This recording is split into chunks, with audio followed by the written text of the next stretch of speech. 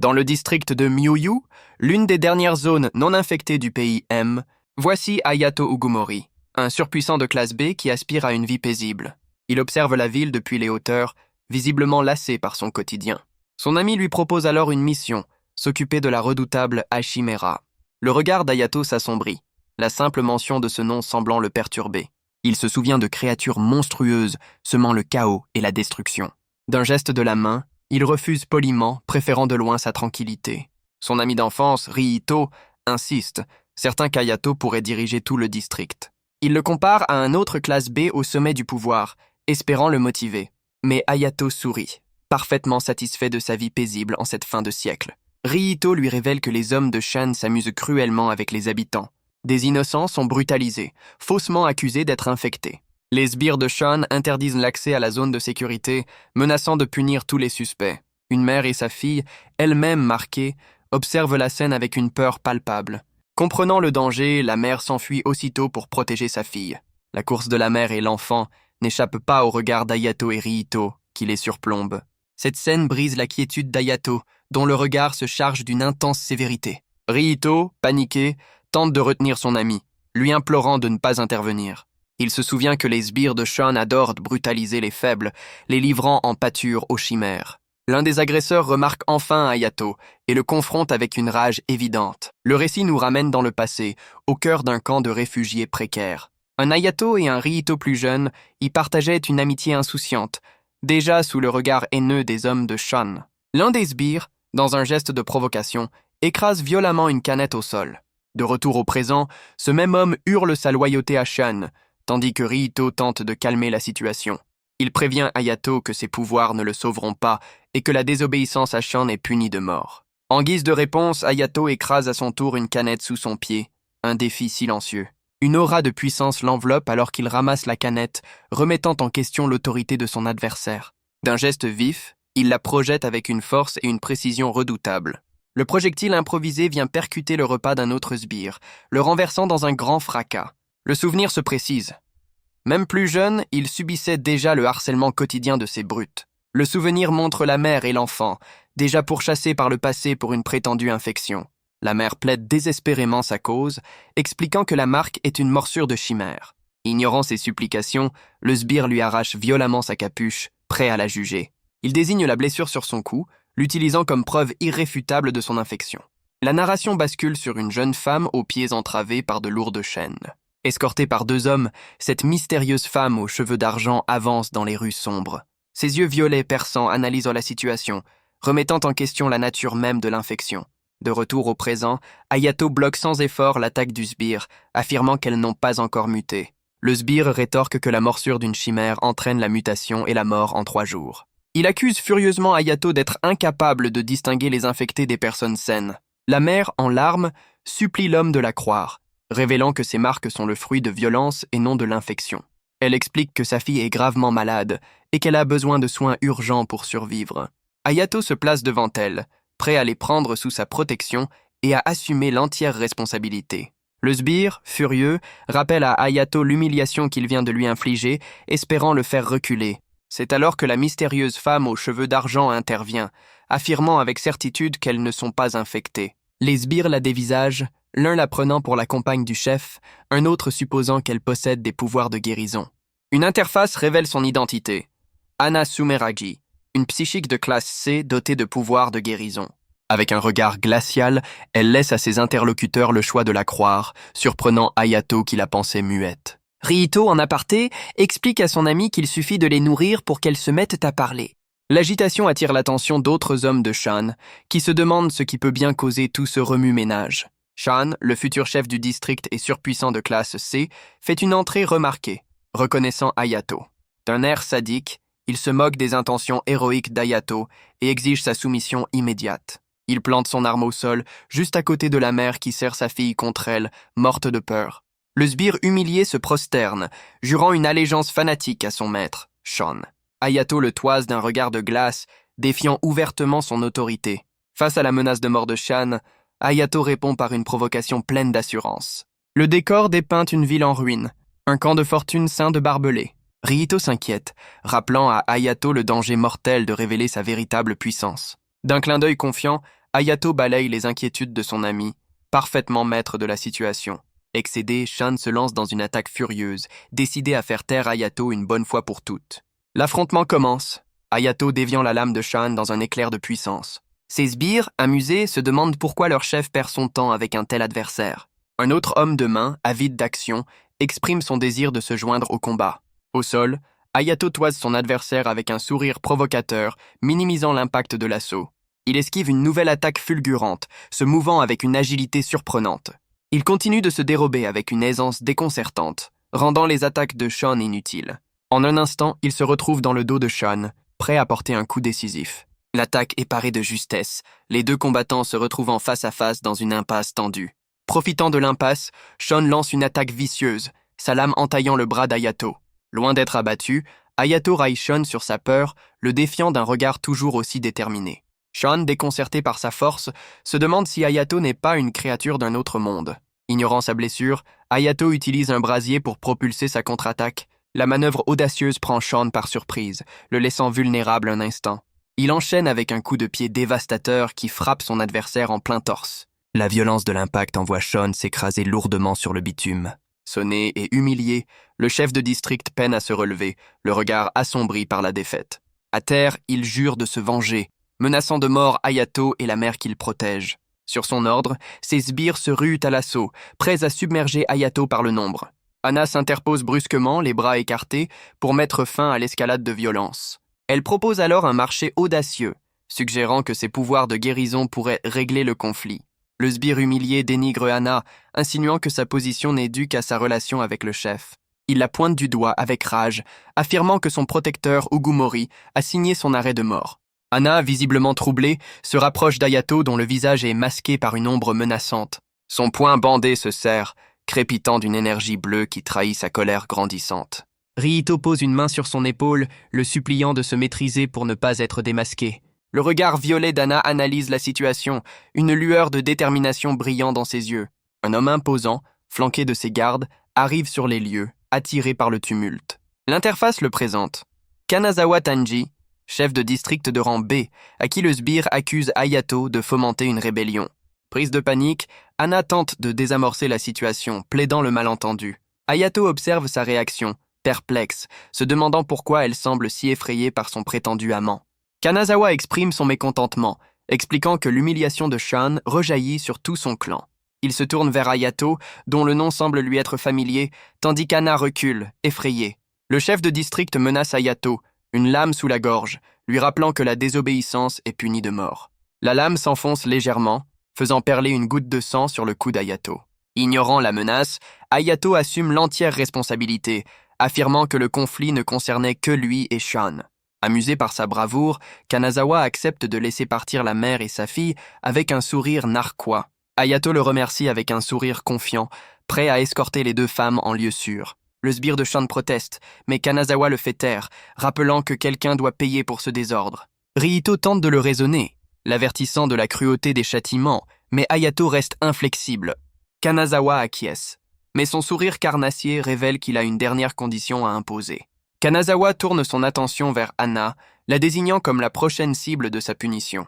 D'un coup de lame rapide, il la châtie violemment pour sa prétendue désobéissance. Anna s'effondre, se recroquevillant de douleur sous le choc de l'agression. Le reflet de la lame ensanglantée dans les yeux d'Hayato révèle sa fureur contenue face à cette cruauté. Kanazawa se penche sur elle, révélant qu'il l'avait déjà isolée pour l'empêcher de communiquer. À travers la douleur et la peur, le regard désespéré d'Anna se tourne vers Hayato, comme un appel à l'aide silencieux. Hayato comprend soudain la détresse dans son regard, réalisant qu'elle l'implore de la sauver. Plus tard, Hayato veille sur la mère et sa fille, leur assurant qu'elles sont désormais en sécurité. Riito, inquiet, lui rappelle qu'ils se sont mis dans une situation périlleuse en s'impliquant. Avec un sourire rassurant, Hayato leur conseille de partir dès qu'elles seront guéries pour échapper à leurs poursuivants. Hayato, désormais prisonnier, se laisse emmener par les hommes de Kanazawa avec une résolution inébranlable. Riito, paniqué, les supplie de ne pas l'emmener au 5e étage, un lieu visiblement redouté. Ils le conduisent à travers un couloir sombre et délabré, l'atmosphère devenant de plus en plus sinistre. Une inscription sur le mur confirme leur crainte. Ils ont atteint le fameux 5e étage. La pièce est vide, à l'exception d'une chaise sinistre placée au centre, attendant sa victime. Attaché à la chaise, Hayato subit une terrible séance de torture, son corps parcouru par de violentes décharges. Pendant ce temps, Ryito observe de loin, impuissant, tandis que Shihan se réchauffe près d'un feu. Déterminé à ne pas abandonner son ami, il se jure de trouver un moyen de le secourir. La torture continue, laissant Hayato épuisé et couvert de sueur, au bord de l'évanouissement. Malgré la douleur, il relève la tête, un sourire de défi se dessinant sur son visage. Un œil violet observe la scène à travers une fissure, une larme de désespoir coulant le long du mur. Hayato lève la tête, reconnaissant avec surprise la personne qui l'épie. À travers le trou, une bouche s'ouvre dans un cri muet, révélant une terrible mutilation. Une main glisse un message à travers l'ouverture, le laissant tomber aux pieds du prisonnier. Le papier froissé atterrit sur le sol, portant un appel à l'aide désespéré. Hayato parvient à récupérer discrètement le message, le dissimulant dans ses vêtements. Le mot révèle qu'Anna a percé son secret, l'accusant de cacher ses véritables pouvoirs. Il répond par un sourire narquois, affirmant que la quête de pouvoir ne l'intéresse pas. Le visage d'Anna apparaît, déformé par la panique face à son refus apparent. Ses mains s'agrippent au sol fissuré, consciente de l'impossibilité de le libérer par la force. Anna reste agenouillée et enchaînée, abandonnée à son sort dans une cellule lugubre. Hayato révèle avec un sourire que son énergie est utilisée pour alimenter la ville, mais qu'il a besoin de nourriture pour survivre. La séance de torture se poursuit, son corps se tordant de douleur sous les décharges incessantes. Pendant ce temps, Sean, furieux, s'en prend verbalement à Ryito dans sa tente. Il le pousse violemment au sol, choquant Ryito par sa soudaine agression. Sean le nargue avec un sourire cruel, le traitant de déchet incapable de survivre sans protecteur. Un autre homme explique à Ryito que les sans-pouvoirs n'ont d'autre choix que de servir ceux qui en ont. Il illustre sa domination en se faisant servir par une femme et un enfant traités en serviteurs. Le regard de Ryito s'illumine d'une lueur de défi, une prise de conscience s'opérant en lui. À terre, il laisse entendre que l'idée que les autres se font de lui pourrait être complètement fausse. Ryito, le regard brûlant de colère, ordonne à quelqu'un de disparaître. Les hommes de Sean, surpris, acquiescent rapidement à l'ordre inattendu. Ryito, accompagné de Sean et d'un autre homme, marche d'un pas déterminé. Le regard perçant de Ryito laisse deviner une nouvelle détermination. Il s'agenouille soudainement, attirant l'attention des autres. Il pose une question rhétorique sur la faim, même chez les surhumains. Un enfant lui tend un petit paquet, l'air inquiet. L'enfant, blessé au bras, semble hésiter à s'approcher. Ryito accepte le paquet, encourageant l'enfant à se nourrir. Il s'éloigne, laissant entendre que le contrôle mental est inutile face à la faim. Ryito, paniqué, crie à l'enfant de l'attendre. Il réalise que les hommes qu'il a neutralisés ont repris conscience et les ont repérés. Dans un élan de panique, il attrape son compagnon et lui ordonne de s'enfuir. Mais la main de l'enfant s'agrippe à son bras, l'arrêtant net dans sa course. Le jeune garçon, d'un air résolu, lui propose de les conduire à une cachette. Ils se dissimulent dans un passage étroit, scrutant les alentours avec anxiété. Leurs poursuivants passent à proximité, convaincus de les avoir entendus dans cette direction. Une fois la menace passée, Ryito ferme les yeux, visiblement soulagé. L'enfant lui révèle avec un sourire que c'est sa base secrète et qu'il connaît parfaitement les lieux. Ryito le saisit alors par les épaules, l'interrogeant sur l'emplacement des prisons pour surhumains. L'enfant confirme vouloir aider celui qui a défié le chef, son regard rempli de détermination. Ryito tente de le retenir, l'avertissant du danger, mais le garçon est déjà en route. Le visage du garçon se tord en un sourire sinistre, révélant qu'il sait parfaitement comment survivre seul ici. Avec un air pensif, Ryito réalise qu'il n'a même pas demandé le nom de son jeune guide. Le garçon s'arrête brusquement, ses pieds nus près des bottes d'un nouvel arrivant. Une porte s'ouvre violemment, projetant une lumière aveuglante dans le passage. Surpris, Ryito se protège les yeux, complètement pris au dépourvu par cette intrusion.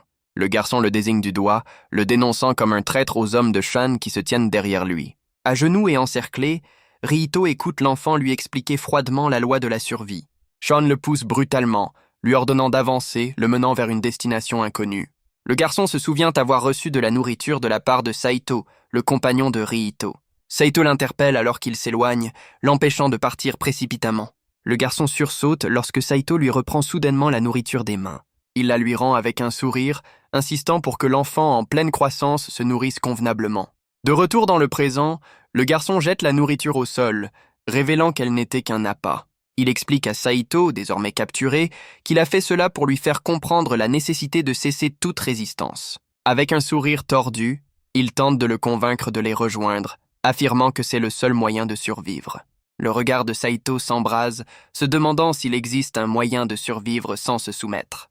La scène se déplace vers un bâtiment délabré. la nouvelle destination de Ryito. À l'intérieur, Ryito est solidement ligoté à une chaise, désormais prisonnier de Shan. Ryito, prisonnier, baisse la tête mais son regard bleu électrique brûle de défi. Renversé sur le côté, il se demande avec un sourire narquois si le plan est de le laisser mourir de faim. Soudain, une tuile du plafond vole en éclats, signalant une intrusion inattendue. Un jeune garçon aux yeux bleus passe la tête par le trou, cherchant un certain Saito. L'inconnu atterrit souplement dans la pièce, tandis que Ryito, méfiant, lui demande son identité. Ignorant la question, le garçon lui tend un paquet de nourriture, l'incitant à manger sans tarder. Il lui plaque vivement la main sur la bouche, le forçant au silence avant qu'il ne puisse protester. Le garçon révèle que Shan compte l'affamer, insistant pour qu'il reprenne des forces en secret. Au même moment, des gardes alertés par un bruit s'approchent de la porte pour enquêter. Pris de panique, le jeune visiteur réalise que leur couverture est sur le point d'être compromise. Le garçon s'échappe agilement par le trou du plafond, laissant Ryito perplexe.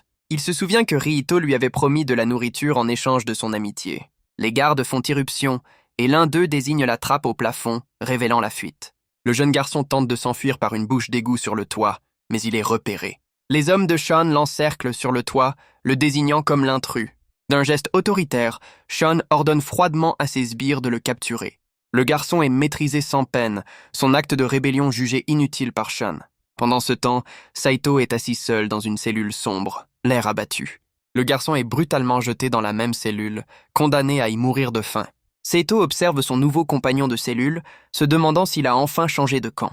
Saito ordonne sèchement au garçon de se taire, le laissant tremblant au sol. Recroquevillé sur lui-même, l'enfant refuse de croire aux paroles de son compagnon de cellule. Pendant ce temps, Shan, exaspéré, demande un rapport sur les agissements du jeune intrus. Ryito, fou de rage, hurle pour savoir ce qu'ils ont fait à l'enfant qu'il a aidé. Shan répond avec une indifférence glaçante que le sort du garçon est de toute façon scellé. Un des sbires de Shan saisit Ryito à la gorge, le soulevant avec une force brutale. L'homme lui révèle que seul l'ordre du chef l'empêche de mettre fin à ses jours sur le champ. Loin de là, Saito observe discrètement les allées et venues dans le campement, préparant son prochain mouvement. Dehors, Shan force Ryito à s'agenouiller, affirmant son autorité devant tout le monde. Un autre homme lui ordonne alors de récupérer des provisions dans une zone éloignée, le mettant à l'épreuve. Ryito relève la tête, son regard bleu intense fixé sur ses ravisseurs, prêt à accepter leur défi. Les hommes de Shan murmurent entre eux, évoquant une zone infestée de créatures où personne ne survit. Shan arbore un sourire sadique, savourant l'idée d'envoyer Ryito vers une mort certaine. Ryito pose sa condition, pointant un doigt déterminé. Il ira chercher les provisions si ses amis sont libérés. Son doigt désigne un bâtiment spécifique, révélant l'endroit où ses compagnons sont retenus. À l'intérieur, Saito et le jeune traître observent la scène depuis leur cellule, prisonniers derrière les barreaux. Le chef du groupe accepte le marché avec une joie démesurée, certain que Ryito court à sa perte. Un sbire se moque de lui, doutant qu'il puisse vaincre 3 créatures là où des combattants aguerris ont échoué. L'attention se porte sur une jeune femme aux cheveux blancs, dont la guérison est annoncée au chef. Le chef la regarde avec un sourire satisfait, comme si elle était sa nouvelle arme secrète. Un des hommes de Shan s'apprête à frapper violemment la jeune femme aux cheveux blancs.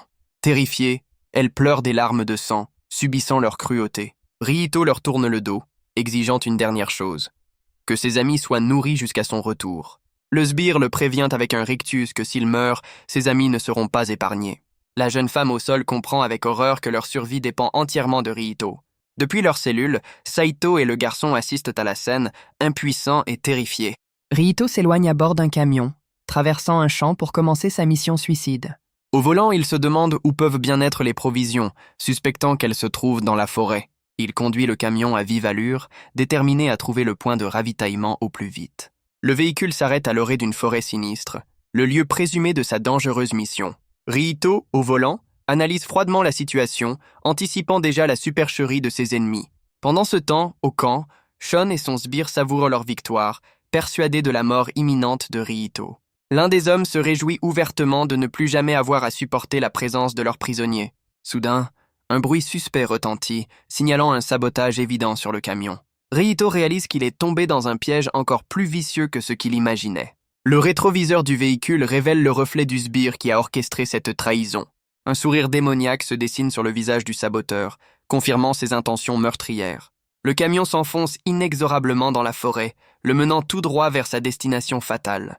Le regard de Ryito s'aiguise, sa détermination plus forte que jamais face au danger qui l'attend. Il sait que les créatures chassent en meute et qu'une attaque groupée serait un véritable cauchemar. Résigné, Ryito décide d'affronter le danger de front, sans plus se soucier du piège.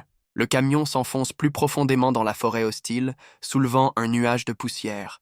Il sent qu'il approche de sa destination, son regard fixé sur l'objectif. Les mains crispées sur le volant, il manœuvre le véhicule avec une concentration extrême. Le camion poursuit sa course effrénée sur le terrain accidenté, se rapprochant du cœur du danger. Par la fenêtre, il scrute les bois, à l'affût du moindre mouvement suspect. Son pied appuie fermement sur l'accélérateur, refusant de ralentir face à l'inconnu. La rage monte en lui en repensant au sourire sadique du traître qui l'a envoyé à la mort. Soudain, son expression change alors qu'il aperçoit quelque chose d'inattendu au loin. Il découvre une petite clairière avec 2 tentes, le lieu supposé des provisions. Ryito s'éjecte du camion en pleine course pour échapper au piège mortel. Le véhicule sans conducteur poursuit sa trajectoire et s'écrase violemment au loin.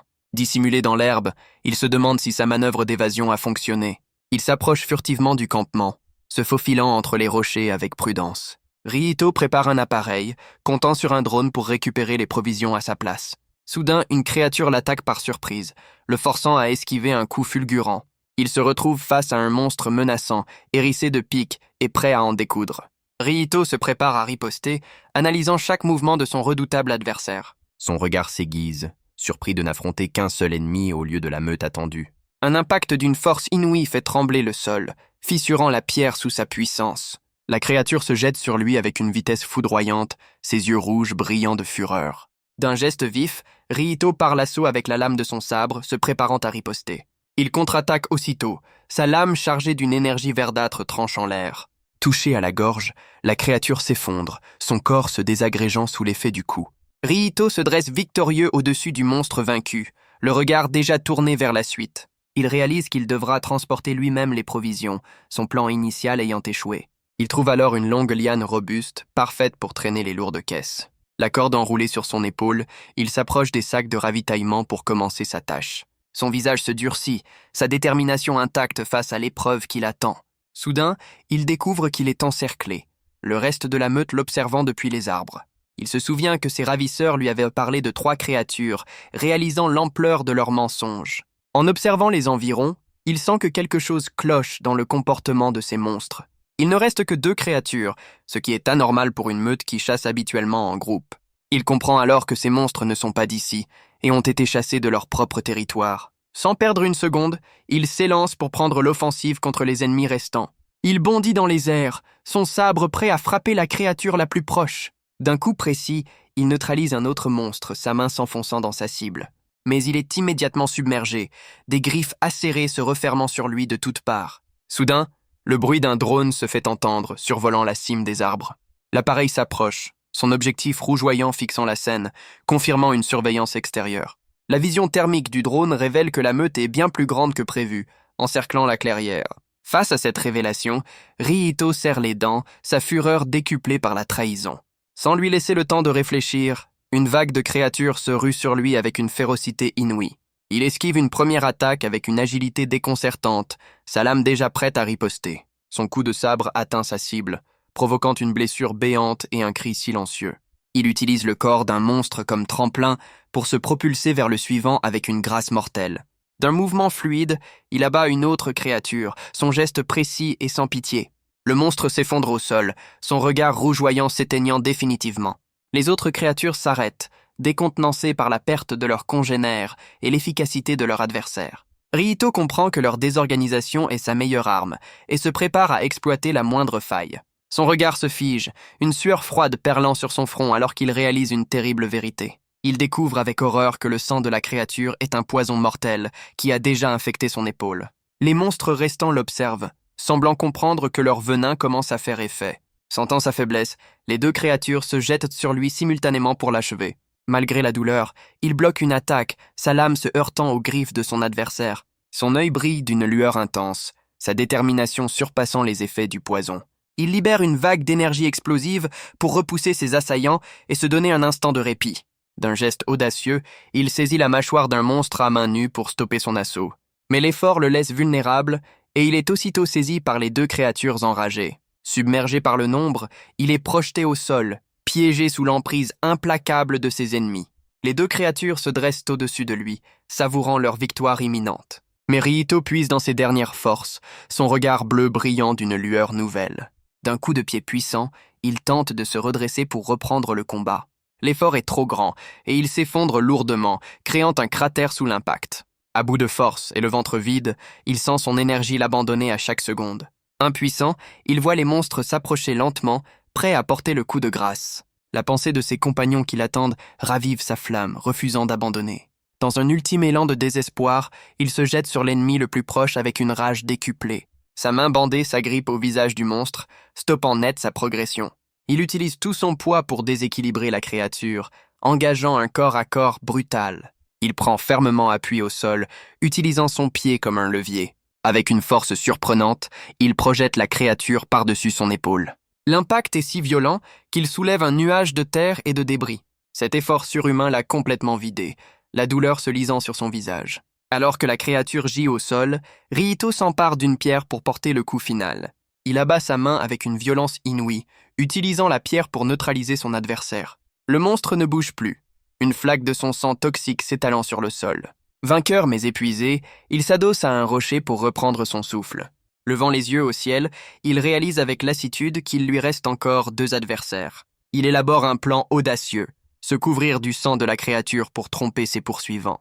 Les créatures restantes scrutent les environs, leurs yeux rouges cherchant une trace de vie. Riito se fait passer pour mort au milieu des cadavres, une ruse désespérée pour survivre. Il parie sur leur mauvaise vue, espérant que l'odeur du sang les trompera. Le stratagème fonctionne, et les 2 monstres, convaincus de sa mort, quittent la clairière.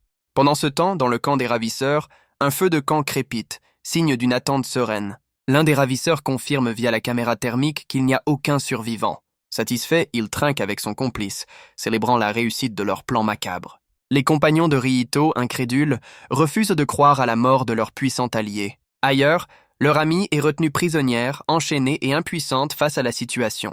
Les ravisseurs continuent à leur fête, ignorant que leur cible est toujours en vie et prépare sa vengeance. La jeune femme prisonnière ne peut retenir ses larmes, persuadée de la mort de Riito. Enchaînée dans sa cellule, elle s'effondre, convaincue que leur dernier espoir s'est éteint. L'un des ravisseurs s'inquiète des conséquences, se demandant comment justifier la perte des créatures. Son complice révèle que les monstres ont été empruntés à un chef rival, Gendo, et s'étonne de leur défaite.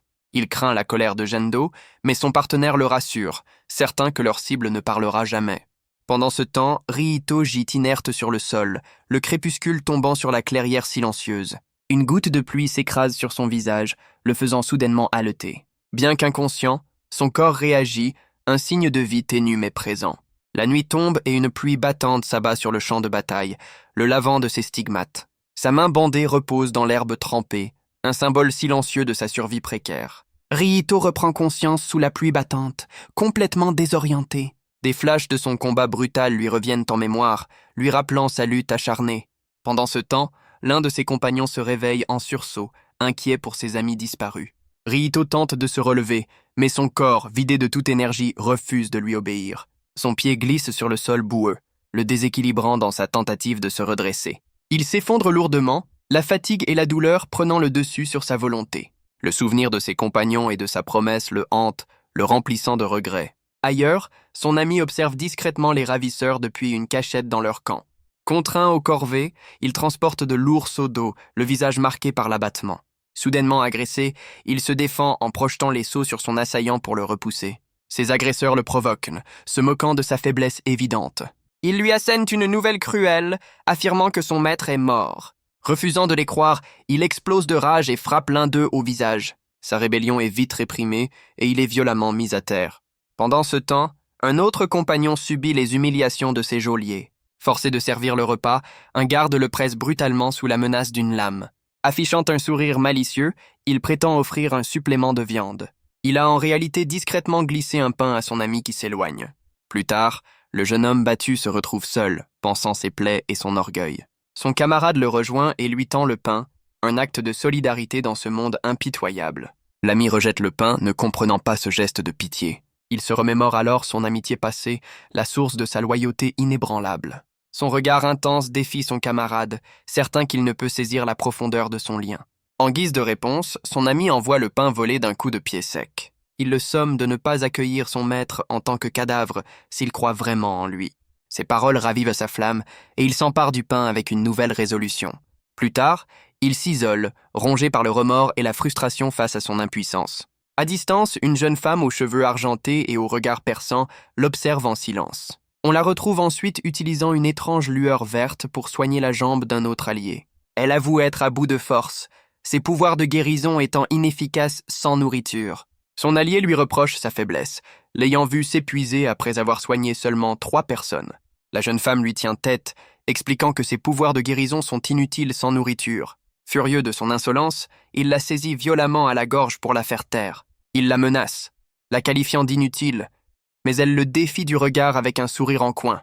Avec un rictus dément, il se vante de son futur statut de chef et de son pouvoir sur les autres. Pendant ce temps, Ryito gît toujours au sol, le regard vide fixé sur la cime des arbres. Son estomac gargouille bruyamment, un rappel cruel de sa faim dévorante.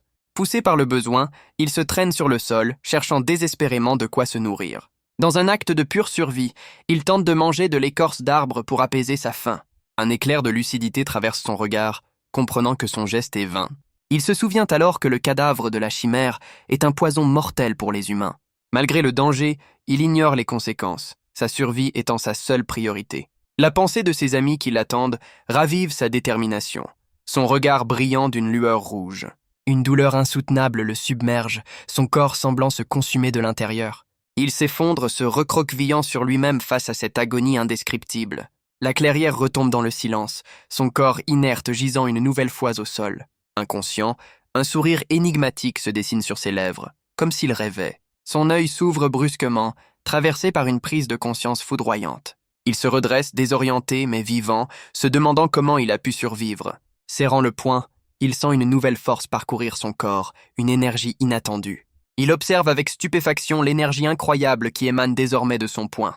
Déterminé, il se hisse hors du ravin, testant les limites de sa nouvelle force. Avec une agilité surhumaine, il escalade la paroi à une vitesse fulgurante. Sa poigne est ferme, s'agrippant au rebord pour finaliser son ascension.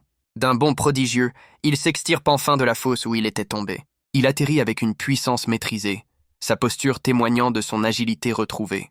Il comprend alors qu'il a acquis la puissance d'un combattant de haut rang. Il a non seulement survécu au poison de la chimère, mais a aussi fusionné avec sa force. Cependant, il s'inquiète des possibles effets secondaires d'une telle transformation. Mettant ses doutes de côté, sa seule priorité est désormais de retrouver ses compagnons. La scène nous transporte dans un bidonville sordide, où un jeune homme est réduit aux corvées. Assis seul dans un coin, il semble complètement abattu et résigné à son sort. Il observe passivement une autre scène de violence, une routine brutale dans ce lieu sans espoir. Un agresseur le saisit et lui assène un coup violent à la tête sans avertissement. Il s'effondre au sol, recroquevillé et incapable de se défendre face à cette agression. 2 voyous le regardent de haut, se délectant de sa misère avec des sourires cruels. Malgré la douleur, son regard fatigué trahit une lueur de défi qui n'échappe pas à ses tortionnaires. Exaspéré par son arrogance silencieuse, le chef du duo ordonne à son complice de le lui amener. Soudain, une canette est envoyée d'un coup de pied puissant, filant à toute vitesse. Elle frappe le jeune homme en plein visage avec une violence inattendue. Le chef du gang le réprimande avec arrogance pour son absence de la veille. Son acolyte intervient et lui assène un coup violent pour le forcer à se soumettre. Le chef appuie brutalement son pied sur sa tête, l'immobilisant au sol. Avec un sourire sadique, il lui annonce que son ami est mort et qu'il subira le même sort. La scène change, montrant un autre jeune garçon emmené de force, se débattant et clamant son innocence. Le chef explique froidement que sa simple association avec son ami le condamne. Le jeune garçon est violemment saisi à la gorge, terrorisé par la menace d'être éliminé. De retour au présent, le chef se penche vers sa victime, se moquant de sa loyauté. Il le saisit par le col, lui promettant de retrouver le corps de son ami pour les réunir dans la mort. Malgré la douleur, le jeune homme affirme avec conviction que son ami Saito est toujours en vie. Le chef de gang resserre sa prise, mais le jeune homme ne cède pas. Une rage folle s'empare de lui, ses yeux s'illuminant d'une lueur rouge menaçante. Son agresseur est décontenancé par cette soudaine explosion de défi. D'un geste brusque, il se libère de l'emprise, prêt à en découdre. Fou de rage, le chef lève son arme, décidé à mettre fin à son insolence. Le jeune homme voit le coup fatal arriver, son visage figé par la peur. Soudain, un regard perçant et déterminé observe la scène de loin. Un projectile improvisé fend l'air à une vitesse vertigineuse pour intercepter l'attaque. Le chef de gang est frappé de plein fouet, stoppé net dans son élan meurtrier. Saito surgit de nulle part et envoie le voyou s'écraser contre un mur d'un coup de pied surpuissant. L'impact est si violent que le mur se fissure sous la puissance du coup. Le voyou, à terre, reconnaît son agresseur avec une incrédulité totale. Saito lui fait face, son regard glacial répondant à la question muette « Comment a-t-il survécu ?» Les témoins n'en croient pas leurs yeux, persuadés que personne ne pouvait vaincre 3 chimères.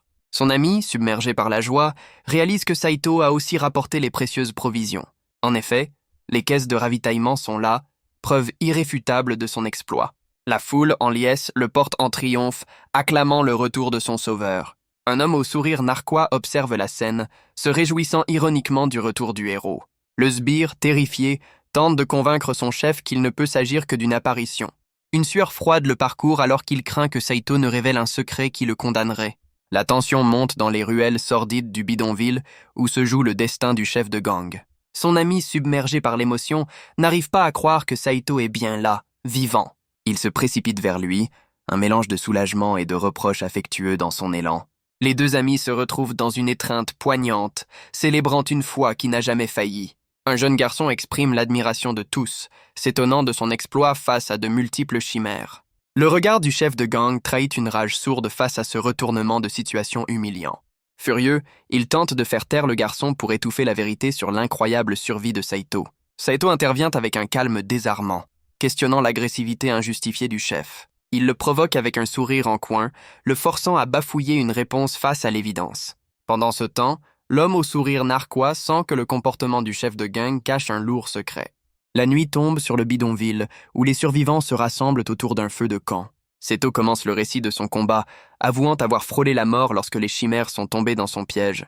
Avec un sourire suffisant, il confirme avoir éliminé quelques-unes des créatures, laissant planer le doute sur le nombre exact. Le chef de gang, interloqué, conteste son récit, rappelant qu'il y avait 3 chimères au total. À l'écart, le chef est visiblement terrifié, réalisant que le retour de Saito menace de révéler son secret. Ses sbires tentent de le rassurer en vantant sa propre prétendue capacité à affronter plusieurs monstres. L'homme au sourire narquois propose avec ironie d'écouter la version du héros, mettant la pression sur le chef. Le chef, acculé, tente de discréditer Saito en insinuant qu'il n'a peut-être même pas rencontré de chimère. Saito se retourne, son regard malicieux suggérant que le chef de gang est le mieux placé pour savoir ce qui s'est réellement passé. Il se propose alors d'éclairer l'assemblée, puisque le chef semble avoir des trous de mémoire sur les événements. Le chef de gang, paniqué, tente de l'interrompre, visiblement déstabilisé par ces révélations. Reprenant une contenance, il le met au défi de ne pas prendre la grosse tête pour avoir vaincu quelques créatures. Saito rétorque avec un sourire narquois, minimisant son exploit d'avoir ramené les provisions. Le chef l'accuse alors de mensonge, soulignant l'absence de blessure comme preuve qu'il n'a jamais combattu. L'homme au sourire ironique intervient, questionnant l'obsession du chef pour les détails du combat. L'ami de Saito révèle que le chef surveillait la zone et l'accuse d'avoir délibérément menti sur sa mort. Un souvenir terrifiant hante le chef. Un pacte secret impliquant un grand nombre de chimères ne doit pas être révélé. L'observateur perspicace remarque le comportement suspect du chef, sentant qu'il cache quelque chose. Acculé et en sueur, le chef de gang bafouille, incapable de justifier ses mensonges. Saito le frappe violemment en plein visage, prétendant avec sarcasme qu'il s'agissait d'un simple malentendu. Saito avance une explication désinvolte sur sa disparition des écrans, laissant le chef pantois. L'observateur au sourire carnassier félicite Saito et lui propose une récompense, ignorant le chef de gang. Saisissant l'opportunité, Saito demande le contrôle total des provisions du camp comme récompense. Le chef de gang explose de colère, refusant catégoriquement de lui céder un tel pouvoir. Avec une assurance déconcertante, Saito révèle les failles logistiques de l'organisation mondiale. Il se positionne comme le seul capable de résoudre la crise imminente, fort de son récent exploit. D'un geste autoritaire, l'observateur fait taire le chef de gang qui ne peut que ravaler sa fureur. Avec un sourire énigmatique, l'observateur accepte et lui remet une carte, scellant l'accord. Saito prend la carte avec un air de triomphe discret, sa première manœuvre ayant réussi. Mais l'observateur maintient la pression sur ses doigts, signifiant que cette confiance a un prix. L'observateur au sourire carnassier prévient le chef que la prochaine mission suicide sera pour lui. Son ami, inquiet, tente de le faire renoncer à cette dangereuse responsabilité. Saito, déterminé, affirme que c'est à la fois son droit et son devoir d'assumer ce rôle. L'observateur lève son verre, portant un toast ironique au nouveau responsable du camp. Le chef de gang, perplexe, demande à Saito pourquoi il ne l'a pas éliminé quand il en avait l'occasion. Le chef, furieux, jure de déjouer les plans de Saito et de se débarrasser de lui au plus vite. Seto et son ami s'éloignent du feu, laissant derrière eux les tensions du camp. Le jeune garçon les observe partir en cachette, l'air intrigué par les récents événements. Son ami découvre avec émerveillement leur nouveau logement, bien plus grand que celui du chef. Seto lui annonce avec assurance que c'est ici qu'ils habiteront désormais. Ému, son ami lui rappelle que leur amitié est éternelle, même avec leur nouveau statut. Avec un air faussement agacé, Saito lui reproche d'avoir bien profité de la situation. Les deux amis célèbrent leur retrouvaille par une chamaillerie joyeuse, dissipant la tension ambiante. Mettant fin à la plaisanterie, Saito redevient sérieux et lui annonce qu'ils doivent parler. Déconcerté par ce brusque changement d'humeur, son ami s'interroge sur la gravité de la situation. L'ami aborde le sujet délicat de la trahison du chef, demandant à Saito s'il s'en doutait. Saito clarifie que le chef n'était pas ignorant, mais qu'il a délibérément choisi de fermer les yeux sur la situation. Sa main bandée ouvre une canette avec aisance, un geste simple qui contraste avec la gravité de la discussion. Il prend une longue gorgée, savourant une victoire tranquille avant de répondre à son ami. Avec un léger sourire, il confirme qu'il était parfaitement au courant des intentions du chef. Son ami analyse la carte, se demandant si ce pouvoir n'est pas en réalité un piège. Il lui demande alors pourquoi il a accepté, lui rappelant que les autres se réjouissaient de sa mort présumée. Seto, détendu, lui demande ce qu'il pense avoir vu dans le secteur C. Son ami, stupéfait, devine qu'il s'agissait de chimères. Seto corrige, révélant qu'il n'y en avait pas 3, mais bien 8. Son ami est abasourdi par cette révélation, incapable de croire à un tel nombre. Il se demande alors si Saito a réellement éliminé les 5 créatures restantes que le chef ignorait. Seto trinque avec lui, expliquant qu'il a besoin de ce pouvoir pour s'opposer au chef. Son ami, incrédule, lui demande comment il a pu sortir indemne d'un combat contre 8 chimères. Seto pose une main sur son épaule, confirmant n'avoir aucune blessure et rassurant son ami. L'ami de Saito, inquiet, touche son bras bandé, mais Saito le repousse gentiment, affirmant être en parfaite santé. Son ami avoue alors son inquiétude avant de faire une révélation surprenante. Il pense être devenu un combattant de rang A. Une expression de pure confusion envahit son visage, ne comprenant pas lui-même ce qu'il vient de dire. Son esprit semble mouliner l'information, ses yeux s'écarquillant alors que la réalité le frappe. Un cri de stupeur résonne, traduisant son choc face à cette incroyable possibilité. Agacé par ce vacarme, Saito lui ordonne de se taire, la main sur l'oreille. Reprenant son sérieux, l'ami mesure l'ampleur de cette nouvelle, conscient de la rareté des rangs A dans le monde.